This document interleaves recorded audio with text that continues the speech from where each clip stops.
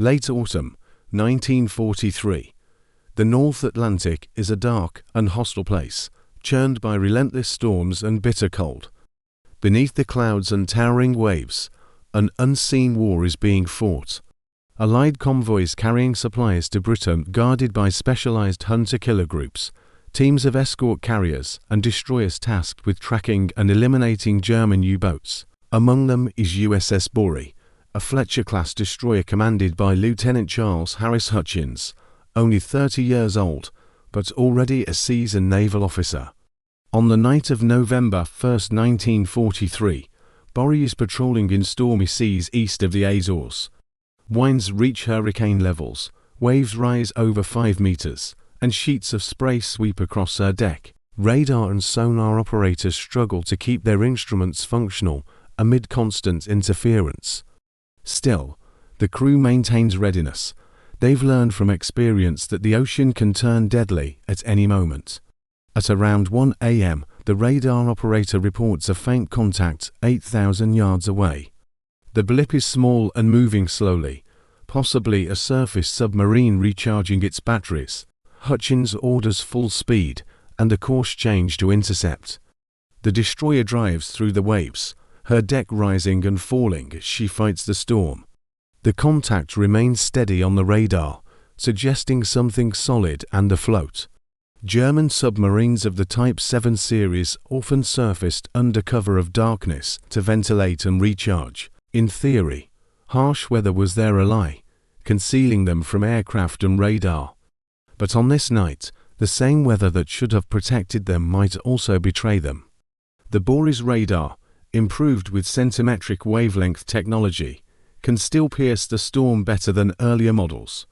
Men on the open bridge peer into the blackness, searching for movement on the horizon. Somewhere ahead, in that vast, cold sea, the German hydrophone operators are already hearing the distant pulse of propellers cutting through the water.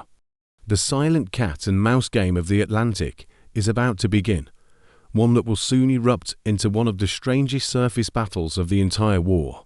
At 1:15 a.m. and on the radar contact fades, the screen that moments ago showed a steady target now shows nothing but static. On the bridge of USS Borie, Lieutenant Hutchins knows what that means. The submarine has dived.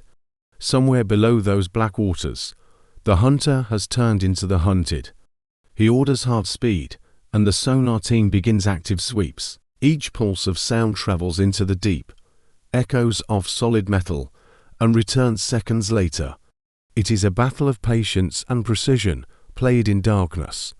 Deep under the waves, U-405, a Type V IIC submarine commanded by corvette-caping Rolf Heinrich Hoppmann, has crash-dived to avoid detection. Inside the narrow hull, 45 men fight to stabilize depth, while seawater drips from every seam.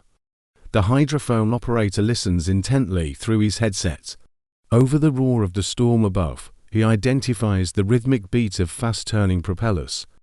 A warship is closing in quickly from their starboard side. Hoppmann knows there are no friendly vessels here.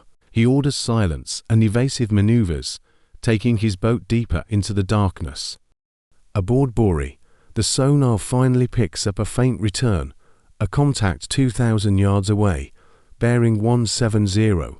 The crew moves with mechanical speed, adjusting course and calculating an attack run. Depth charge crews stand ready at the stern racks, waiting for the order. In these seas, every move demands strength and discipline. Men hold themselves upright only by gripping railings as the destroyer rolls 30 degrees each way. Their world is nothing but noise, cold air, and tension. As they close in, the sonar echo sharpens. The submarine is directly ahead, descending. Hutchins watches his stopwatch, timing the seconds between pings to estimate distance. Then he gives the command, turn starboard, prepare to drop. Seconds later, a line of depth charges tumbles into the sea. Thunder follows, underwater. The explosions hammer through rock and steel. Inside U-405, lights flicker and equipment tears loose. The shockwave punches open a seam near the bow. Cold water floods in. Hopman realizes he cannot stay submerged much longer. Pressure and flooding will destroy the vessel. His only chance now is to surface and fight on the open sea. Above, Borie's crew see churning water and the sudden appearance of a breaking shadow. The U-boat bursts from the depths like a wounded beast. For the first time, both enemies can see each other in the storm. As the German submarine breaks the surface, waves slam across its deck and spray erupts from the conning tower. U-405's crew rush out of the hatches, manning their twin 20mm guns. The men know they cannot outrun a destroyer, so they prepare to fight. In the next moment, Borie's searchlight cuts through the darkness, fixing a bright cone of white onto the enemy. The storm that had concealed them both now becomes a backdrop for chaos. The destroyer opens fire with her 20 and 40mm cannons. Streams of tracer rounds streak through rain and darkness, ripping into the waterline of the submarine. German gunners reply at once, their shells clattering against Borie's metal hull. Fragments fly across the deck, and sailors duck for cover behind gun drums and cable reels. Every few seconds, lightning flashes across the sky, revealing both ships, locked in a brutal duel, to silhouettes only a few hundred yards apart. On U-405, the crew tries to bring their heavier weapon, the 88mm deck gun, into action. It is powerful enough to pierce the destroyer's armor if they can fire it, but under the punishing spray, and with men falling to machine gun bursts, it is almost impossible. The first shell misses and vanishes into the sea, the second never fires. Within minutes, the German upper deck is in ruins. Yet the submarine, though battered, still floats and manages to keep maneuvering, using short bursts from her diesels between crushing waves. Hutchins sees that gunfire alone is not enough. The destroyer-S shells are shredding the conning tower, but failing to pierce deep into the pressure hull.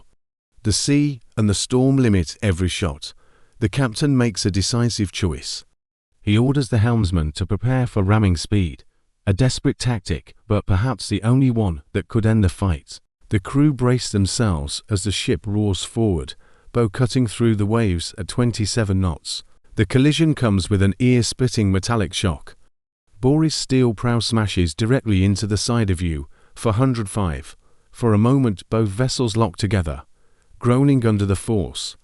Water floods into Borie's forward compartments, and bulkheads buckle. German sailors fire pistols and submachine guns point blank. American sailors respond with rifles and whatever they can grab, flare pistols, shell casings, even wrenches. The battle devolves into a close-quarters fight fought literally across the deck, separated only by broken railings and heaving water. For several minutes the two warships grind against each other, locked in a violent embrace. The screech of metal drowns out the storm. Sparks fly as the destroyer's propellers bite into the submarine's hull. German sailors on the open deck are thrown into the sea. Borie's forward section is torn open, seawater pouring through cracks and seams. Inside, engineers fight to keep the turbines running, working waist-deep in flooding compartments. At last, the ships break apart. U-405 drifts aside, damaged but still afloat. Smoke rises from its conning tower, and only a handful of crew remain topside.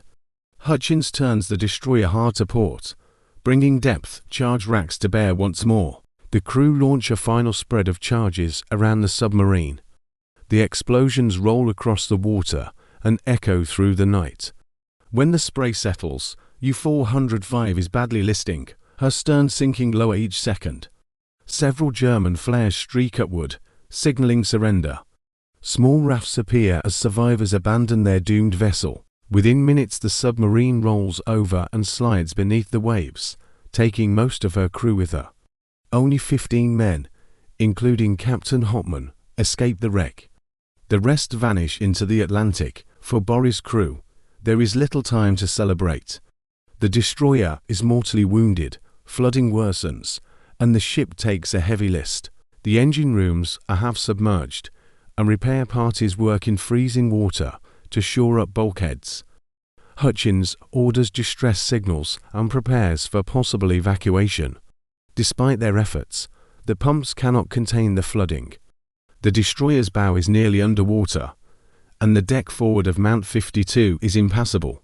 Hours later, friendly escort vessels arrive through the gale. One by one, Borie's men are rescued from the raging seas.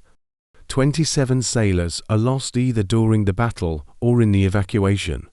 Lieutenant Hutchins and Chief Engineer Kenneth Lucas survive, both later recognized for extraordinary bravery. As dawn breaks, the battered destroyer slides beneath the surface, taking with her the scars of one of the most bizarre and courageous duels of the Atlantic campaign. In that night of November 1943, two ships met by chance and fought beyond human limits.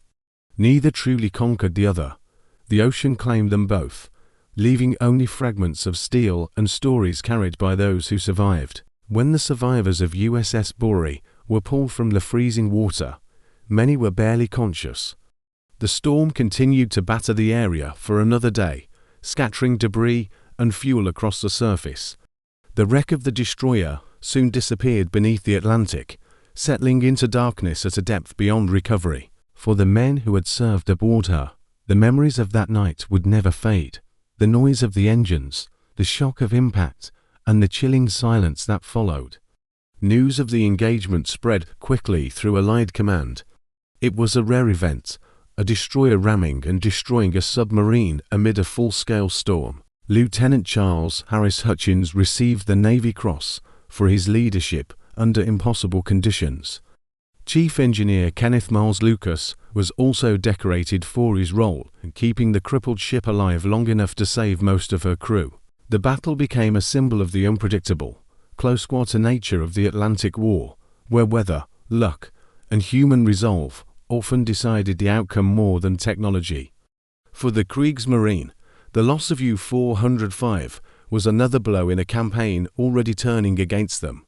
By late 1943, the Allies had improved radar, sonar, and coordination between ships and aircraft, making Atlantic convoys far safer than during the early years of the conflict. Still, the courage of crews on both sides remained the same, men trapped in the vast ocean, forced to fight not only each other, but also the sea itself. Decades later, naval historians would study the encounter between Borie and U-405 as one of the most extraordinary close combats in naval history.